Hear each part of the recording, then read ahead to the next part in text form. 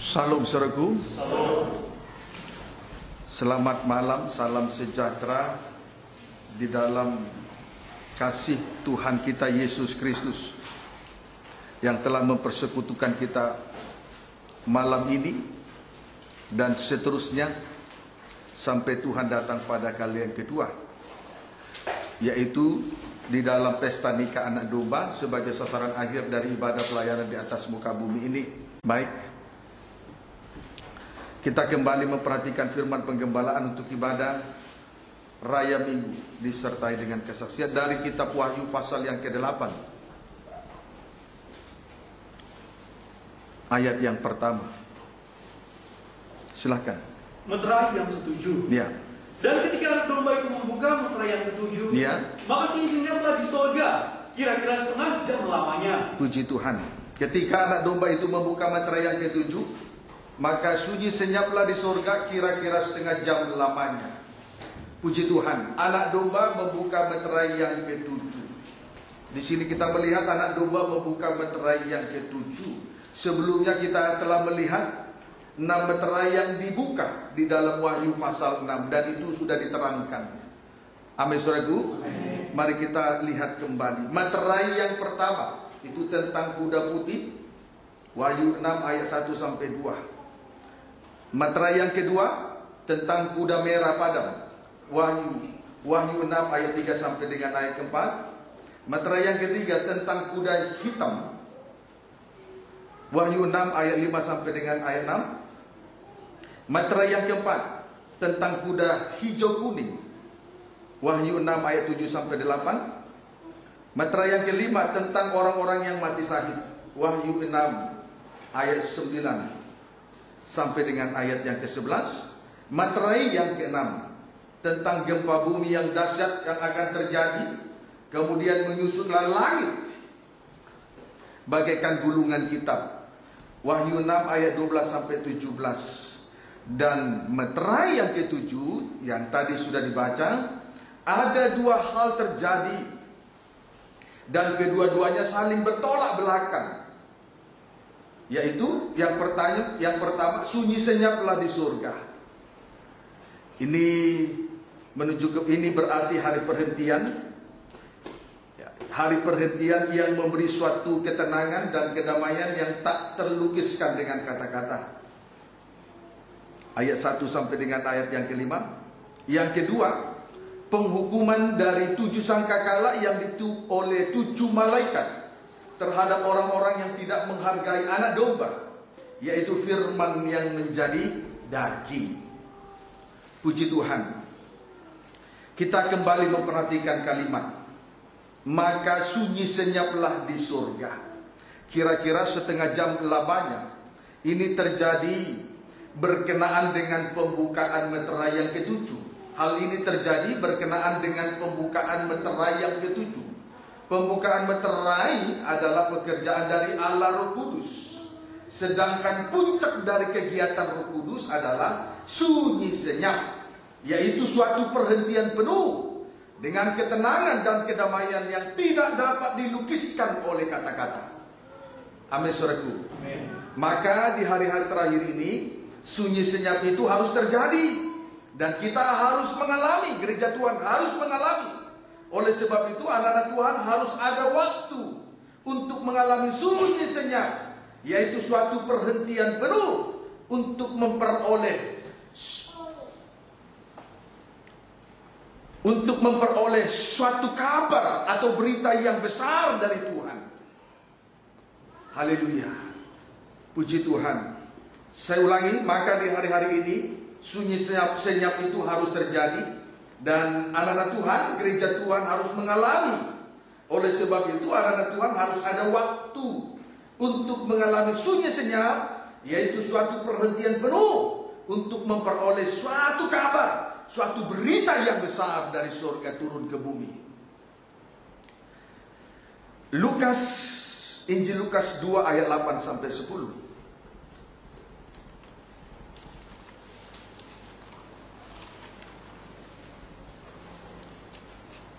Injil Lukas 8 ayat 8 sampai 10 dulu.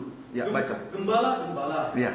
Di daerah itu ada gembala-gembala yang tinggal di padang, Ya. menjaga kawanan ternak mereka Ya. pada waktu malam. Terus Tiba-tiba berdirilah pada seorang malaikat Tuhan pada waktu malam, tiba-tiba berdirilah seorang malaikat Tuhan di dekat mereka, di dekat para gembala-gembala yang sedang berjaga-jaga di padang. Terus dan kemuliaan Tuhan bersinar Ya. meliputi mereka, kemuliaan Tuhan bersinar meliputi mereka. Terus dan mereka sangat ketakutan. ya, Lalu kata malaikat itu kepada mereka, Ya. jangan takut, jangan takut. sebab sesungguhnya aku memberitakan kepadamu Ya. kesukaan besar untuk Ya. seluruh bangsa. Kesukaan besar untuk seluruh bangsa. Terus Hari ini telah lahir bagimu Ya. juru selamat, yaitu Kristus Tuhan di kota Daud. puji Tuhan. Gembala-gembala yang sedang berjaga-jaga mendapat suatu berita besar dari surga untuk seluruh bangsa, yaitu tentang kelahiran juru selamat, itulah Kristus Yesus. Berita itu mereka terima pada waktu malam, berarti waktu sunyi senyap, sama dengan waktu perhentian penuh. Itulah hari perhentian penuh. Amin, saudaraku. Injil Lukas 10 ayat 38 sampai 40. Injil Lukas 10 ayat 38 sampai 40. Baca. Demikianlah firman Tuhan. Iya. Maria dan Marta. Maria dan Marta. Ketika Yesus dan murid-muridnya dalam perjalanan, Iya. tibalah ia di sebuah kampung. Di sebuah kampung, itulah kampung Betania. Gereja kita ini adalah gereja dengan jemaat Betania, dekat dengan Yerusalem. Terus Seorang perempuan yang bernama Marta Iya. menerima dia di rumahnya. Marta menerima Yesus. Terus Perempuan itu mempunyai seorang saudara yang bernama Maria. keluarga Betania itu Marta, Maria. Terus Maria ini duduk di kaki Tuhan Iya. dan terus mendengarkan terus perkataannya. dengar perkataannya. Terus Sedang Marta sibuk sekali sedang melayani. Marta sibuk sekali melayani. Terus Ia mendekati Yesus Iya. dan berkata, Iya. Tuhan, Tuhan. bukankah kau peduli bahwa saudaraku membiarkan aku melayani seorang diri? Iya. Suruhlah dia membantu aku. puji Tuhan. Maria mendapat, di sini kita melihat bahwa Maria mendapatkan berita yang besar dari surga turun ke bumi, karena ia duduk dekat kaki Tuhan atau berada di bawah kaki Tuhan. Berarti dalam hal ini Maria memberi waktu untuk sunyi senyap, sedang Marta sibuk melayani sesibuk-sibuknya, sehingga tidak ada waktu untuk sunyi senyap. Tidak ada waktu untuk hari perhentian penuh dengan Tuhan. Amin, saudaraku. Jadi roh yang tidak ada hari perhentian itu bukan berasal dari Tuhan, melainkan berasal dari iblis atau setan. Itu yang membuat manusia sibuk. Biasanya kalau orang bisa menahan diri tidak jatuh dalam dosa, tetapi setan juga bisa pergunakan dengan cara yang lain, terkhusus memberikan kesibukan-kesibukan. Kalau seseorang tidak jatuh, tidak bisa dijatuhkan dalam dosa kenajisan, setan tidak berhenti untuk melancarkan serangannya. Dia juga akan memberi suatu kesibukan-kesibukan. Bukan setan namanya kalau setan tidak bisa menjatuhkan anak, kalau setan tidak berusaha untuk menjatuhkan anak Tuhan. Paham, saudaraku? Puji Tuhan. Kiranya dapat dipahami. Jadi roh yang tidak ada hari perhentian itu bukan berasal dari Tuhan, melainkan berasal dari iblis atau setan. Sebagaimana di dalam kitab Wahyu, setan itu jalan sana jalan sini, tidak ada hari perhentian penuh bagi dia. Tidak ada waktu untuk sunyi senyap. Ayub 1 ayat 6 sampai 7.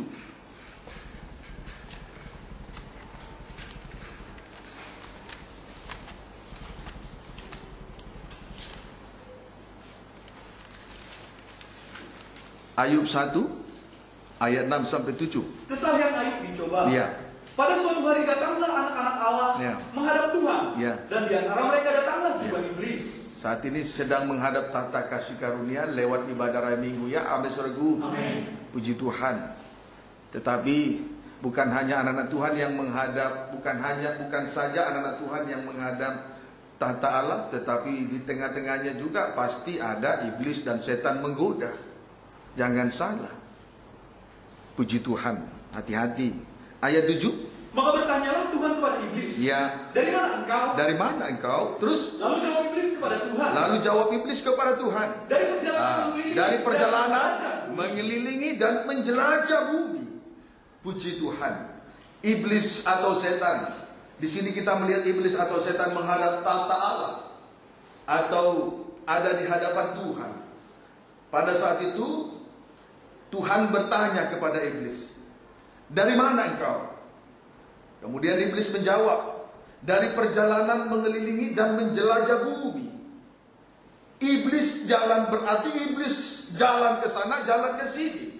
Tidak ada hari perhentian bagi dia. Amin, saudaraku. Tadi waktu anak-anak Tuhan menghadap Tuhan, itu hari perhentian penuh. Berarti ada waktu untuk sunyi senyap. Tapi di antara mereka ada iblis setan juga datang menghadap. Tetapi setelah dia jalan sana jalan sini, menjelajah dan mengelilingi dunia ini, tidak ada hari perhentian bagi setan. Pendeknya, tidak ada hari perhentian bagi setan. Ayat 8 sampai 9. Lalu bertanyalah Tuhan kepada iblis, Iya. "Apakah engkau memperhatikan hambaku Ayub? Iya. Sebab tidak seorang pun di bumi seperti dia, Iya. yang demikian saleh dan jujur, Iya. yang takut akan Allah dan menjauhi kejahatan." Jauh kejahatan terus. Lalu jawab iblis kepada Tuhan, Iya. "Apakah dengan tidak mendapat apa-apa Ayub takut akan Allah?" Apakah dengan tidak mendapat apa-apa Ayub masih tetap takut akan Allah? Terus, Bukankah engkau yang membuat pagar sekeliling dia, ya, dipagari terus. dan rumahnya, serta Iya. segala yang dimilikinya? Iya. Apa yang dikerjakannya telah kau berkati, Iya. dan apa yang dimilikinya makin bertambah di negeri Iya. itu. Di sini kita melihat iblis berusaha untuk merusak kebahagiaan Ayub, menunjukkan bahwa iblis adalah si pendakwa dan selalu berusaha untuk mencobai dan mendakwa. Di sini kita bisa melihat bahwa iblis berkata kepada Tuhan, "Apakah dengan tidak mendapat apa-apa Ayub takut akan Allah?" Haleluya. Itu pekerjaan daripada iblis setan, iblis atau setan, berusaha untuk merusak kebahagiaan. Karena iblis selalu berusaha untuk mencobai, karena iblis memang disebut si pendakwa. Puji Tuhan. Pekerjaannya hanya menghakimi dan menghakimi, berusaha untuk menjatuhkan, untuk merusak kebahagiaan manusia. Puji Tuhan. Saudaraku, bukan berarti dengan banyaknya aktivitas, dengan banyaknya kesibukan, oleh karena tawaran dunia ini yang begitu sepertinya menggiurkan, maka ada kebahagiaan. Paham, saudaraku? Tidak. Itu salah. Haleluya. Yang saya tahu, kebahagiaan itu dari Tuhan. Jadi bukan pekerjaan yang menentukan supaya kita datang pada hari perhentian penuh, tetapi dari hari perhentian itulah kita memperoleh segala-galanya. Jadi jangan diputar balik. Puji Tuhan. Kiranya dapat dipahami dengan baik. Matius pasal 4 ayat 3 sampai 10.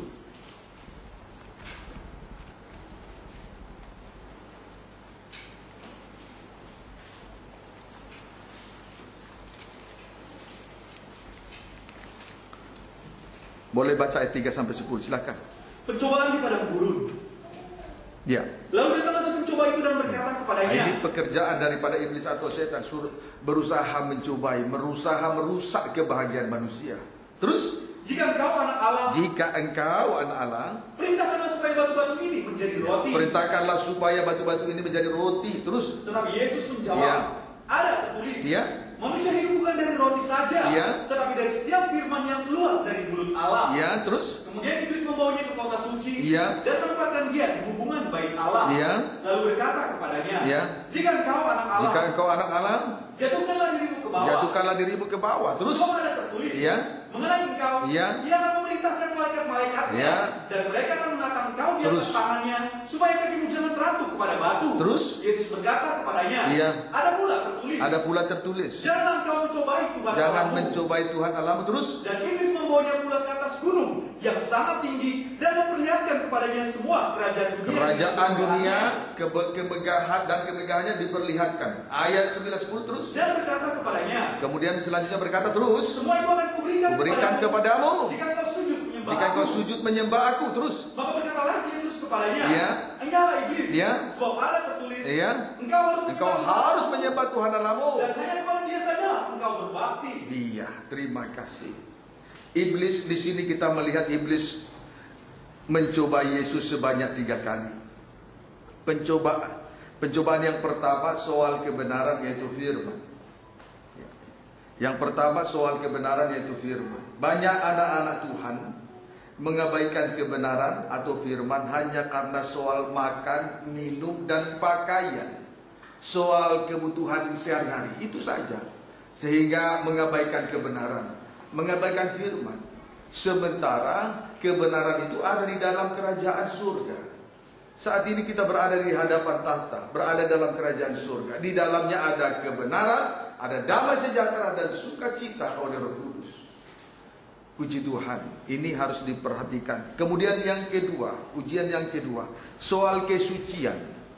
Soal kesucian. Juga banyak anak-anak Tuhan mengabaikan kesuciannya dan lebih mempercayakan diri bukan untuk Tuhan, sehingga rela menjatuhkan dirinya dalam berbagai-bagai dosa. Puji Tuhan. Ini juga suatu kekeliruan. Hati-hati. Kemudian ujian yang ketiga, soal penyembahan. Penyembahan berarti penyerahan diri kita sepenuhnya kepada Tuhan. Ya, amin saudaraku. Penyembahan itu berarti penyerahan diri kita sepenuhnya kepada Tuhan. Di hari-hari ini banyak orang tidak mempunyai waktu untuk duduk diam dan tersungkur di bawah kaki Tuhan, hanya karena kerajaan dunia dan kemegahannya. Itulah arus dan pengaruh dunia. Itulah magnet, daya tarik dunia. Ini harus diperhatikan dengan sungguh-sungguh. Ya, amin saudaraku. Puji Tuhan. Tetapi kita lihat ayat 11. Lalu iblis meninggalkan dia, dan lihatlah malaikat-malaikat datang melayani Yesus. Puji Tuhan. Namun pada akhirnya iblis itu undur dan meninggalkan Yesus Kristus. Haleluya. Karena Yesus dialah hari perhentian penuh. Amin saudaraku. Karena Yesus dialah hari perhentian penuh. Dialah Sabat. Dialah Tuhan dan Sabat. Puji Tuhan. Kiranya dapat dipahami dengan baik. Kalau pekerjaan dan segala sesuatu yang kita miliki ini bukan dari hasil perhentian penuh, yaitu dari Roh Kudus di dalam hati kita, maka segala perkara yang tidak baik akan timbul dan terjadi, dan itu akan dialami oleh anak-anak Tuhan. Misalnya ada rasa jemu, ada rasa bosan melayani Tuhan, atau bekerja terus tetapi hati tidak ada rasa puasnya, tidak ada damainya. Puji Tuhan, kiranya dapat dipahami dengan baik. Ya, amin saudaraku. Itu sebabnya jangan diputar balik. Jadi saya ulangi ya, kalau pekerjaan dan segala sesuatu yang kita miliki bukan dari hasil perhentian dari Roh Kudus dalam hati kita, maka segala perkara yang tidak baik akan timbul dan terjadi. Misalnya ada rasa jemu, ada rasa bosan melayani Tuhan, ataupun mungkin bekerja untuk Tuhan, melayani Tuhan terus, tetapi hati tidak ada rasa puas dan rasa damai.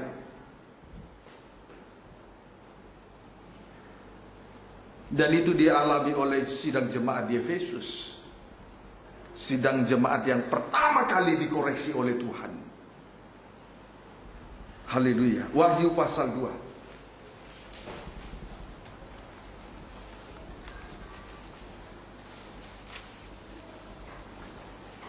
Ini banyak terjadi, saudaraku. Sehingga kita banyak tuntutan ini, itu, ingin rekreasi, ingin cuci mata, ingin itu. Itu kan sebetulnya kepuasan daging saja. Paham, saudaraku? Haleluya. Puji Tuhan. Kiranya dapat dipahami dengan baik. Wahyu 2 ayat 1 sampai 4. Baca ya, perhatikan sungguh-sungguh supaya jangan terjadi dalam hidup kita masing-masing. Karena saya sendiri melihat itu terjadi. Karena kurang puasnya batin itu, akhirnya tuntutan banyak. Ingin cuci mata, ingin jalan sana, ingin makan sana, makan sini. Kiranya dapat dipahami dengan baik. Wahyu 2 ayat 1 sampai 4. Baca. Kepada jemaat di Efesus. Iya. Tuliskanlah kepada malaikat jemaat di Efesus. Ya, ini juga kita sudah terima wahyu yang diterima yang diperoleh Rasul Yohanes di Pulau Patmos. Kita bersyukur ya. Amin, saudaraku. Terus, inilah firman dari Dia ya, yang memegang ketujuh bintang itu ya, di tangan kanannya, ya, dan berjalan di antara ketujuh kaki Dia emas itu. Terus, aku tahu segala pekerjaanmu. Tuhan tahu segala apa yang kita perbuat. Tuhan tahu ya. Amin, saudaraku. Puji Tuhan. Terus, baik jerih payahmu maupun ketekunanmu. Terus, aku tahu ya, bahwa engkau tidak dapat sabar terhadap orang-orang jahat. Terus, bahwa engkau telah mencobai mereka yang menyebut dirinya rasul, ya, tetapi yang sebenarnya tidak demikian. Tidak mencobai, tidak. Terus, bahwa engkau telah mendapati mereka pendusta. Ya. Terus, dan engkau tetap sabar, ya, dan menderita oleh karena namaku. Ya. Terus, dan engkau tidak mengenal lelah. Tidak mengenal lelah. Banyak pekerjaan sampai mereka bertekun, bahkan tidak mengenal lelah. Terus, namun demikian aku mencela engkau. Iya. Terus, karena engkau telah meninggalkan kasihmu yang semula. Jemaat di Efesus banyak bekerja, mereka bertekun, dan sampai tidak mengenal lelah. Ya. Puji Tuhan. Tetapi mereka telah kehilangan kasih yang semula. Bekerja untuk Tuhan tanpa kasih ini tidak benar. Melayani Tuhan, bekerja untuk Tuhan tanpa kasih itu tidak benar. Dapat dipahami, saudaraku? Tidak ada artinya. Puji Tuhan. Maka tadi di atas tadi saya ulangi, jangan diputar balik. Hari perhentian untuk biarlah kita memperoleh segala sesuatu oleh karena hari perhentian. Jangan karena sesuatu untuk hari perhentian. Kalau tidak, rasa bosan ada di dalam diri ini. Paham, saudaraku? Sehingga tuntutan-tuntutan yang sifatnya berbau daging itu akan terus terjadi. Sama seperti sidang jemaat di Efesus ini. Bekerja tetapi sampai tidak mengenal lelah. Banyak bekerja sampai tidak mengenal lelah. Tapi rupanya telah kehilangan kasih yang semula. Melayani tanpa kasih itu tidak benar. Melayani dengan rasa bosan itu sudah tidak benar. Walaupun kelihatan berjerih lelah, itu tidak benar. Kiranya dapat dipahami dengan baik ya. Amin, saudaraku. Ayat yang kelima. Sebab itu ingatlah betapa dalamnya engkau telah jatuh. Betapa dalamnya engkau jatuh. Terus bertobatlah. Dan lakukanlah lagi apa yang semula engkau lakukan. Ya. Jika tidak demikian, aku akan datang kepadamu dan aku akan mengambil kaki gianmu dari tempatnya jikalau engkau tidak bertobat. Ya. Sebab itu ingatlah betapa dalamnya engkau telah jatuh. Betapa dalamnya engkau telah jatuh. Puji Tuhan. Kiranya dapat dipahami dengan baik. Jadi, saudaraku, melayani tetapi dengan rasa bosan, kejatuhannya itu amat sangat dalam loh, saudaraku. Melayani tetapi tidak ada rasa puas, merasa bosan, itu kejatuhannya sangat dalam loh, saudaraku. Jangan dianggap enteng. Kejatuhan semacam ini lebih dalam dari kejatuhan yang lain.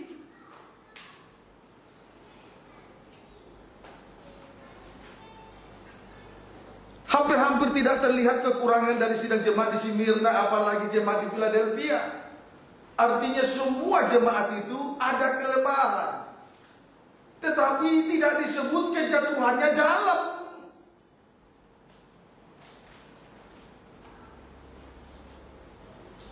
Jadi hati-hati melayani dengan rasa bosan, melayani tetapi tidak ada kasih, kejatuhannya sangat dalam.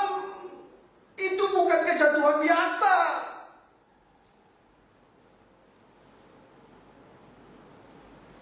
Saudara pikir orang mencuri bisa bertobat, tapi kalau melayani terus dengan rasa bosan, melayani terus tapi rasa boring, tidak ada kepuasan, tidak ada kenyamanan, tidak ada, itu kejatuhan yang amat dalam.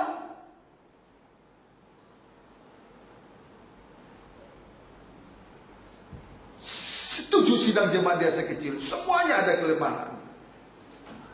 Di balik kelebihan yang ada setelah dikoreksi, tetapi mereka yang lain tidak disebut kejatuhannya dalam. Tuhan tidak katakan bahwa engkau jatuh sangat dalam.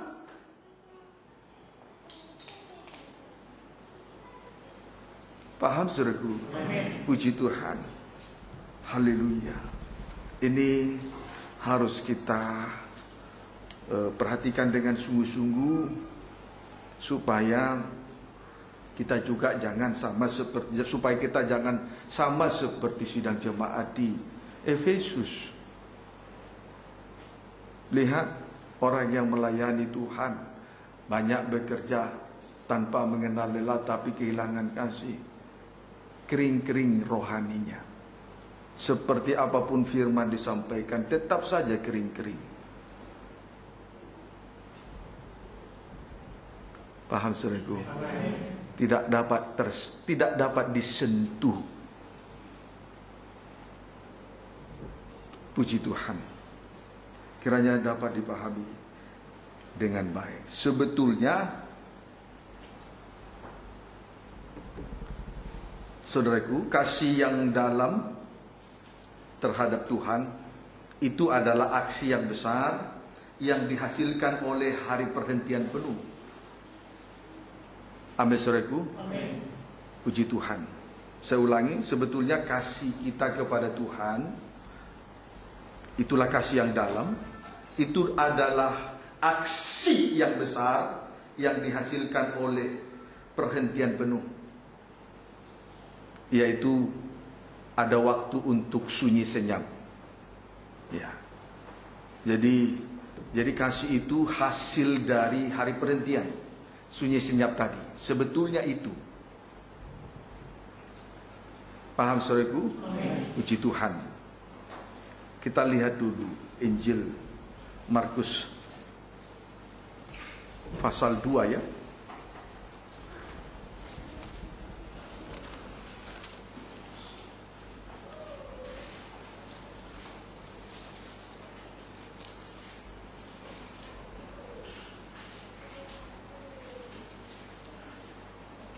Ayat, boleh pembacaan ayat 23 ya, sampai dengan ayat 28. Murid-murid memetik gandum pada hari Sabat. Ya. Pada suatu kali pada hari Sabat, Yesus berjalan di ladang gandum, dan sementara berjalan murid-muridnya memetik bulir gandum. Ya.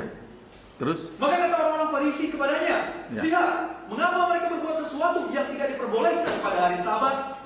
Terus? Jawabnya kepada mereka, belum pernahkah kamu baca apa yang dilakukan Daud ya. ketika ia dan mereka yang mengikutinya kekurangan dan kelaparan? Ya. Bagaimana ia masuk ke dalam rumah Allah ya. waktu Abiatar menjabat sebagai imam besar, terus? Lalu makan roti sajian itu yang tidak boleh dimakan kecuali oleh imam-imam, ya. Dan memberinya juga kepada pengikut-pengikutnya. Iya.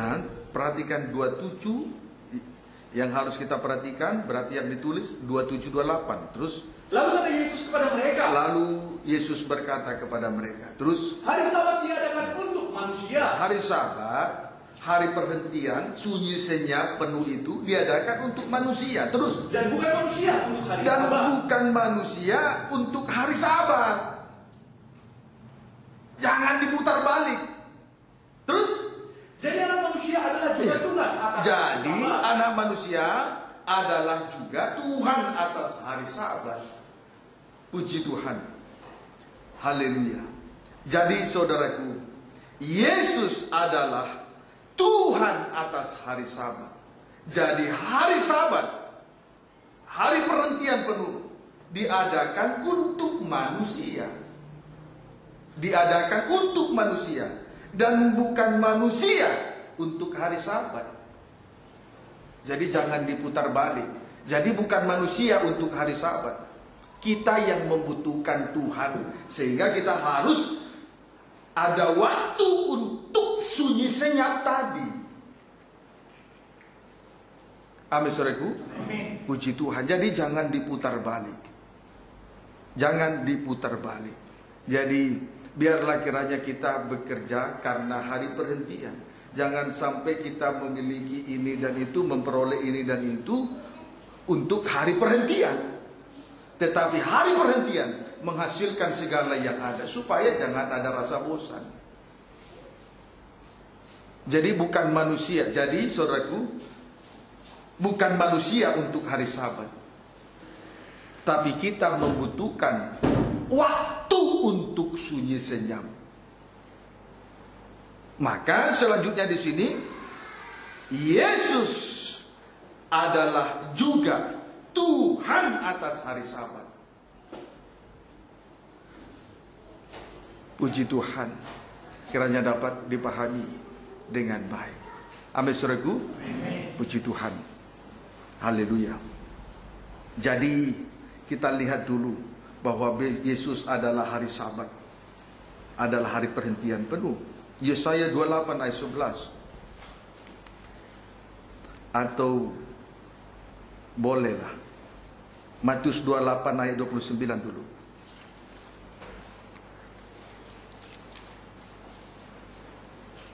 Matius 11 ayat 28 sampai 29. Baca.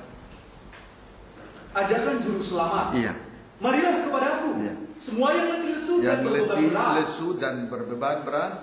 Terus, Aku akan memberi kelegaan kepadamu. iya, aku memberi kelegaan kepada yang letih lesu dan berbeban berat. Terus, Pikulah bukit yang kupasang Iya. dan belajarlah kepadaku. Iya. Karena aku lemah lembut dan rendah hati, dan jiwamu akan mendapat ketenangan. puji Tuhan. Yesus adalah juga Tuhan atas hari Sabat. Dia akan memberi kelegaan kepada orang yang letih lesu dan berbeban berat. Puji Tuhan. Haleluya. Kita lihat persamaannya dalam Yesaya pasal 28.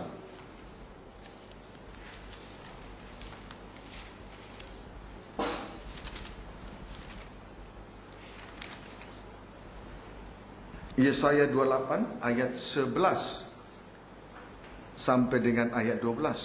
Demikianlah firman Tuhan. Iya. Sungguh, Iya. oleh orang-orang yang berlogat ganjil Logat ganjil. Terus dan oleh orang-orang yang berbahasa asing berbahasa asing, bahasa lidah. Terus akan berbicara kepada bangsa ini. iya, terus Dia yang telah berfirman Iya. kepada mereka. Iya. Inilah inilah perhentian. tempat perhentian. Berilah perhentian kepada Iya. orang yang lelah. Iya, berilah perhentian bagi orang yang lelah. Puji Tuhan. Haleluya. Saat ini kita berada dalam kegiatan roh. Itulah hari perhentian bagi orang yang lelah. Amin, saudaraku. Puji Tuhan. Sebab Yesus adalah Tuhan atas hari Sabat. Puji Tuhan. Kiranya dapat dipahami dengan baik. Saudaraku, itulah hari perhentian yang pertama. Itu hari perhentian yang pertama. Sekarang kita akan lihat hari perhentian yang kedua. Wahyu 20 ayat 1.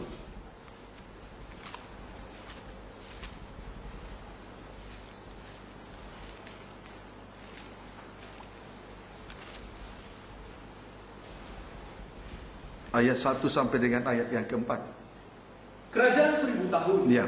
Lalu aku melihat seorang malaikat turun dari surga, Iya. memegang anak kunci jurang maut, Iya. dan suatu rantai besar di tangannya. Terus, Ia menangkap naga si ular tua itu, Iya. yaitu iblis dan setan. Iya. Dan dia mengikuti, diulangi, dan dia mengikatnya 1000 tahun lamanya. itu tanda hari perhentian. Tak ada lagi di sana, saudaraku, pengaruh-pengaruh yang tak suci. Terus, Lalu melemparkannya ke dalam jurang maut, ya. Terus, dan menutup jurang maut itu, dan memeteraikannya di atasnya, Terus? supaya ia jangan lagi menyesatkan bangsa-bangsa Iya. sebelum berakhir masa 1000 tahun itu. Iya. Kemudian daripada itu, ia akan dilepaskan untuk sedikit waktu lamanya. ya, untuk sedikit waktu lama. Terus, Lalu aku melihat tahta-tahta dan orang-orang yang duduk di atasnya. Iya.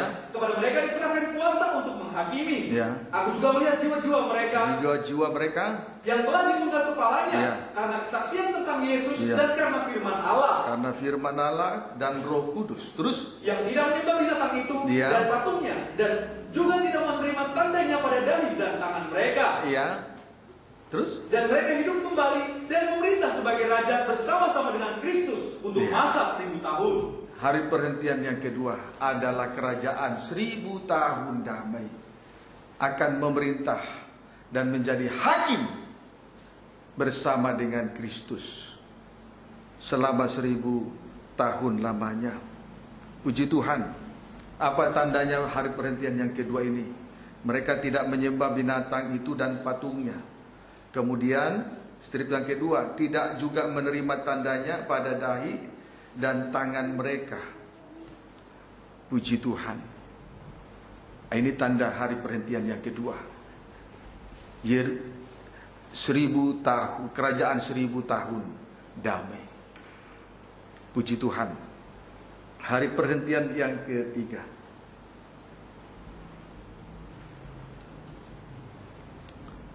Itu Wahyu 21, Wahyu 21 dan Wahyu 22. Ya, coba kita lihat yang mewakili Wahyu 21 ayat 2 sampai ayat yang keempat, sampai ayat 5. Langit yang baru dan bumi Iya, yang baru. iya. Dan aku melihat kota yang kudus, Iya. Yerusalem yang baru, Iya. turun dari surga, Iya. dari Allah, Iya. yang berhias bagaikan pengantin perempuan yang Iya. berdandan untuk suaminya. Terus, Lalu aku mendengar suara yang nyaring dari tahta itu berkata, Iya. Lihatlah, Lihatlah. kemah Allah ada di tengah-tengah manusia. Terus, Dan dia akan diam bersama-sama dengan mereka. Iya. Mereka akan menjadi umatnya, Iya. dan dia akan menjadi Allah mereka. Terus, Dan dia akan menghapus segala air mata dari mata mereka. Terus, Dan maut tidak akan ada lagi perkabungan atau ratap tangis atau duka cita, sebab segala sesuatu yang lama itu telah berlalu. terus, Ia yang duduk di atas tahta itu berkata, Ya. Lihatlah, aku menjadikan segala sesuatu baru. Dan firman-Nya, tuliskanlah, karena segala perkataan ini adalah tepat dan benar. iya. Yerusalem yang baru, kota yang kudus yang turun dari surga dari Allah. Puji Tuhan.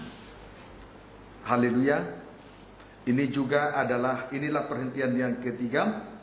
Di sini air mata, Tuhan akan menghapus segala air mata dari mata mereka. Kemudian maut tidak ada lagi. Kemudian tidak ada lagi perkabungan, tidak ada lagi ratap tangis, tidak ada lagi duka cita, sebab yang lama itu telah berlalu. Lalu masih tetap bagian hari perhentian yang ketiga, Wahyu 22 ayat 1. Lalu ia menunjukkan kepadaku sungai air kehidupan, Iya. yang jernih bagaikan kristal, Iya. dan mengalir keluar dari tahta Allah dan Iya. tahta anak domba itu. Iya. Puji Tuhan. Inilah hari perhentian yang kekal. Di dalamnya ada tahta Allah dan tahta anak domba. Puji Tuhan. Mengalir keluar air sungai air kehidupan. Dan dari bawah tahta Allah dan tahta anak domba itu mengalir air sungai kehidupan. Puji Tuhan. Haleluya. Saudaraku, itulah hari perhentian. Hari perhentian. Yang pertama Yesus, hari perhentian penuh. Yang kedua kerajaan 1000 tahun damai. Yang ketiga itulah Yerusalem yang baru. Kemudian kita lihat hasilnya. Apabila kita masuk pada hari perhentian penuh, ada waktu untuk sunyi senyap. Injil Lukas 1 ayat 35. Injil Lukas 1 ayat 35.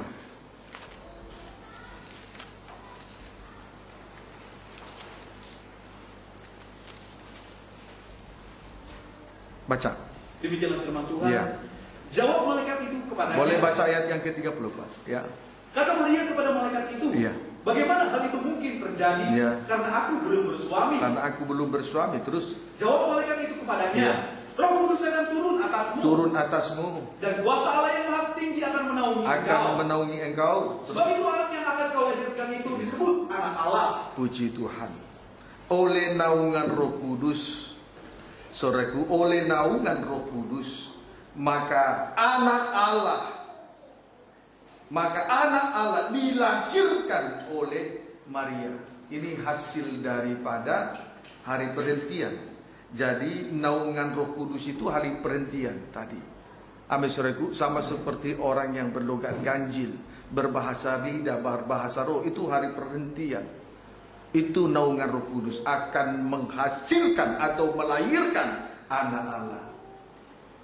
Puji Tuhan. Itu hasil kalau kita ada waktu untuk sunyi senyap itu, perhentian penuh tadi, melahirkan anak Allah.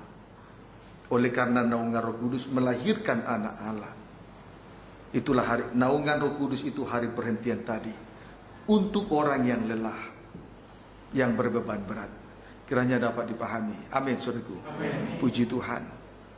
Haleluya. Sekarang Wahyu 12 ayat 5.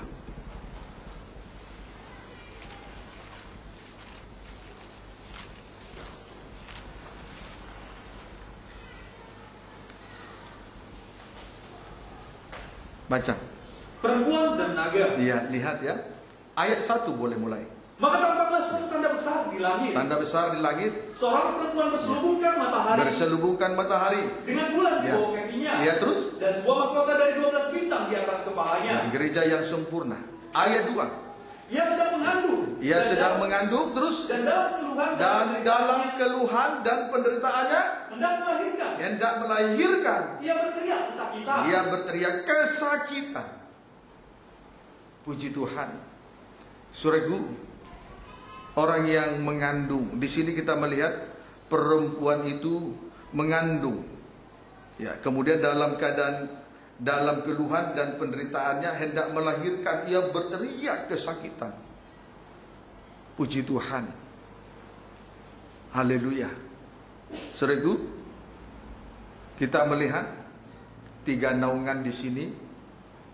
Kasih, kemudian iman dan harap. Firman, roh dan kasih. Puji Tuhan. Lalu lewat persekutuan yang indah itu, ada persekutuan yang indah dengan 3 naungan itu, lalu mengandunglah, ada hubungan intim, ada persekutuan, mengandunglah perempuan itu dan hendak melahirkan dalam keadaan kesakitan. Saat kita, saudaraku, ada di dalam persekutuan itu, di dalam persekutuan 3 oknum Allah, memang bagi daging sakit. Amin, saudaraku. Bagi daging itu sakit, tidak enak. Puji Tuhan. Tapi lihat, setelah ada persekutuan, ada di dalam naungan Tuhan, firman, roh dan kasihnya, ayat yang ke-5. Maka ia melahirkan seorang anak laki-laki. Melahirkan anak laki-laki, terus Yang akan mengembalakan semua bangsa. ya, dengan terus tangan besi. ya. Tiba-tiba anak itu dirampas dan dibawa lari kepada Allah dan Ya. ke tahtanya. Jadi kalau ada hubungan kasih yang dalam, akan melahirkan anak laki-laki. Puji Tuhan. Gereja Tuhan akan menghasilkan anak laki-laki. Itulah yang akan menggembalakan kita terus dan dipelihara selama 3,5 tahun.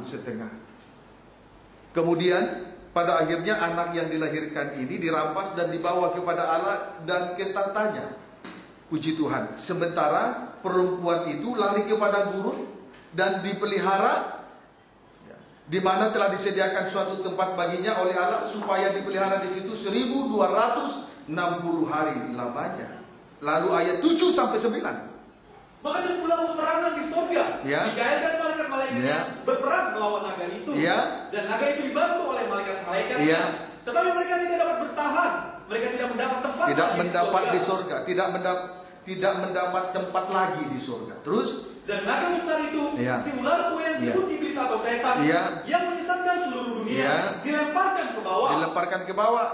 Terus Ia dilemparkan ke bumi Iya. bersama-sama dengan puji malaikat-malaikatnya. Tuhan. Jadi saat anak yang dilahirkan ini dilampas dan dibawa ke tatanya, maka iblis dikalahkan, dijatuhkan, dilemparkan ke bumi. Iblis tidak ada lagi mendapat tempat di surga. Jadi setelah anak yang dilahirkan ini dibawa ke surga, iblis tidak mendapat tempat lagi di surga. Dia dilemparkan ke bumi. Puji Tuhan. Jadi persekutuan yang dalam. Kalau kita ada persekutuan dengan kasih yang dalam dengan Tuhan, akan melahirkan anak laki-laki dan menggembalakan hidup rohani kita. Amin, saudaraku. Jadi hasilnya terjadilah penghukuman terhadap iblis atau setan yang dialah si pendakwa yang menimbulkan, yang merusak kebahagiaan manusia tadi. Amin, saudaraku. Biarlah kiranya kita semua ada di dalam naungan Tuhan. Betul-betul ada waktu untuk yang sunyi, ada waktu untuk sunyi senyap, hari perhentian penuh. Dan dalam persekutuan yang indah itu akan menghasilkan, melahirkan seorang anak laki-laki dari gereja Tuhan. Amin, saudaraku. Puji Tuhan. Dan kita lihat saat anak itu dirampas dan dibawa ke tatanya, terjadilah peperangan dan penghukuman terhadap setan, dilemparkan ke bumi. Itulah sebabnya pada saat terjadi kegiatan roh, itulah pembukaan meterai yang pertama, kedua, ketiga, 4, 5, 6 dan 7. Itu semua adalah penghukuman.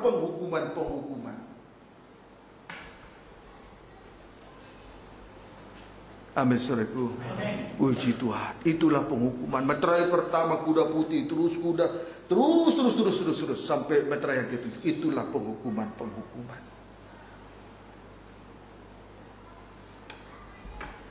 Dapat dipahami, saudaraku? Ayo. Pada saat pembukaan meterai yang ke-7, sunyi senyaplah di surga kira-kira setengah jam. Dengan waktu yang cepat, di dalam perhentian itu ada reaksi, ada aktivitas. Bukan berarti hari Sabat tidak ada ibadah dan pelayanan. Itu hari orang malas namanya. Paham, saudaraku? Puji Tuhan. Kiranya dapat dipahami dengan baik. Tidak boleh malas. Jadi hari perhentian di sini bukan berarti, hari Sabat bukan berarti tidak ada aktivitas. Jadi hari perhentian itu penuh dengan aksi, penuh dengan aktivitas dan akselerasi, percepatan aksi. Kiranya dapat dipahami. Jadi perhentian dan aksi, itulah Sabat. Amin, saudaraku. Puji Tuhan. Saudaraku, di hari-hari terakhir ini kita harus ada waktu untuk yang sunyi, memberi waktu untuk hari perhentian. Dunia ini, keadaan dunia sudah tidak menentu lagi. Dunia sudah rusak bersama dengan lakunya manusia. Kejahatan juga semakin, intensitas dari kejahatan itu juga semakin meningkat dan tambah kejam. Intensitasnya bertambah dan kekejamannya juga bertambah. Lalu kalau tidak ada waktu untuk hari perhentian itu, bagaimana kita mengantisipasi keadaan yang sulit di hari-hari terakhir ini? Kalau tidak ada waktu untuk hari perhentian penuh, maka anak-anak Tuhan mudah sekali dipengaruhi oleh 3 ujian tadi.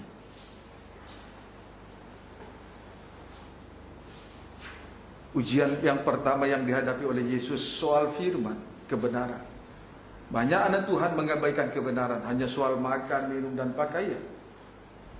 Yang kedua soal kesucian. Mengabaikan kesucian, lebih bergantung kepada yang lain-lain, sehingga rela menjatuhkan dirinya dalam dosa. Ujian yang ketiga dari yang dihadapi oleh Yesus itu soal doa penyembahan, penyerahan dirinya. Haleluya.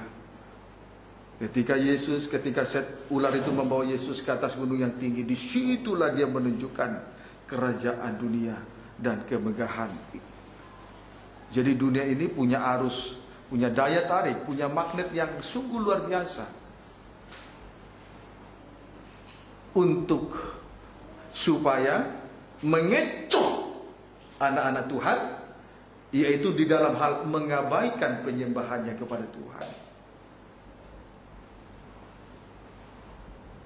Kiranya dapat dipahami dengan baik. Tetapi kita melihat Yesus adalah Tuhan atas hari Sabat. Dan kalau kita terus ada di dalam naungan, hari perhentian penuh akan melahirkan seorang anak laki-laki. Dan terjadilah penghukuman terhadap si pendakwa.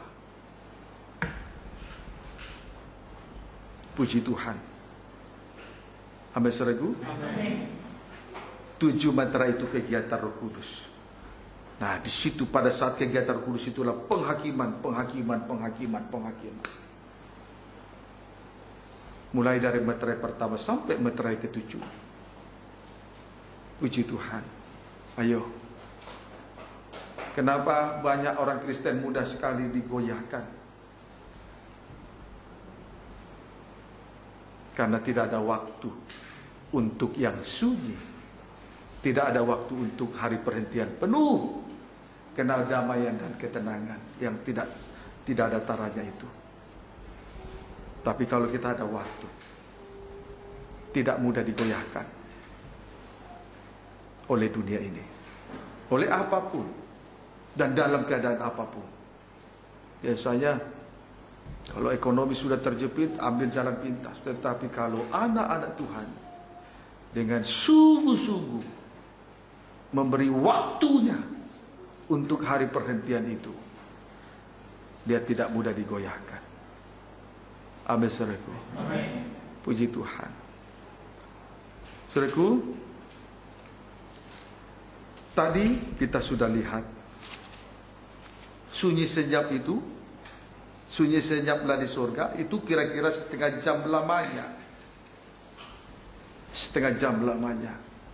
Berarti Tuhan masih memberi kesempatan. Jadi kalau kita melihat setelah 7 meterai dibuka, selanjutnya pada Wahyu 8 ayat 6 sampai dengan ayat 13, itu keempat sangkakala yang pertama, dan 3 malaikat meniup 3 sangkakala untuk 3 kali celaka-celaka. Kemudian setelah itu pada pasal yang ke-9, sangkakala yang ke-5, itu penghukuman terhadap manusia yang tidak menghargai anak domba yang adalah firman menjadi daging. Sangkakala itu firman Allah. Meterai itu pekerjaan Roh Kudus. Barulah kemudian di pasal yang ke-11, saudaraku, di situ dengan jelas bahwa tadi yang ada persekutuan, hidup dalam kesucian, hidup di dalam penyembahan, yang tekun beribadah dalam 3 macam ibadah pokok, pasal 11 ayat 1, itu akan diukur, dipelihara oleh Tuhan. Tetapi pada ayat yang kedua, mereka pelataran bayi suci yang sebelah luar itu akan diserahkan kepada antikris untuk diinjak-injak. selama 42 bulan atau 3 tahun setengah atau sama dengan 1260 hari. Siapa yang bisa bertahan dengan penderitaan yang begitu hebat nanti? Siapa yang bisa bertahan? Jangankan dengan penderitaan yang hebat yang datang dari pembinasa kecil, sedikit tersinggung saja mulut ini sudah ramai. Sedikit disinggung saja mulut ini sudah ramai. Baru disinggung sedikit loh. Apalagi kalau penderitaan yang hebat dari aniaya antikris, pembinasa kecil. Siapa yang bisa bertahan? Maka itulah sebabnya pemberitaan firman malam ini harus kita perhatikan dengan sungguh-sungguh, tidak boleh diabaikan lagi. Melayani Tuhan tidak boleh dengan perasaan manusia daging. Perasaan ini kan mudah dipengaruhi oleh situasi, keadaan, kondisi, mudah dipengaruhi waktu dan lain sebagainya. Tetapi sekalipun kita ini masih menempati kemah ini yang sifatnya sementara ini, asal saja ada waktu untuk yang sunyi, ada waktu untuk hari perhentian itu, tidak mudah. Anak-anak Tuhan tidak mudah digoyahkan.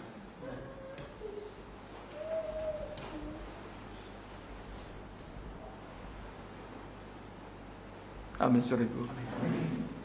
Puji Tuhan. Hati-hati yang senantiasa menuntut cuci mata, ingin menuntut ini hal-hal yang sifatnya daging. Engkau sudah tidak dipuaskan lagi dengan kasih agape. Engkau sudah kehilangan kasih Allah. Melayani kehilangan kasih sudah tidak benar. Paham, saudaraku? Puji Tuhan. Ayo, sampai detik ini Tuhan begitu memperhatikan sidang jemaat atau keluarga GPT Betania. Sangat memperhatikan kita semua.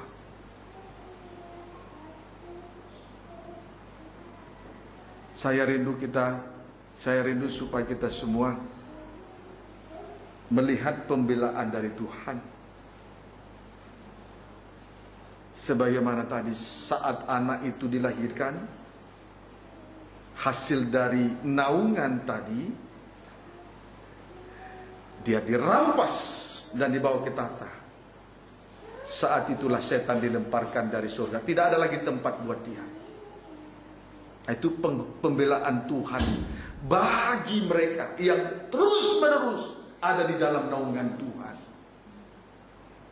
Sampai melahirkan anak laki-laki. Hasil dari hubungan yang intim dengan Tuhan.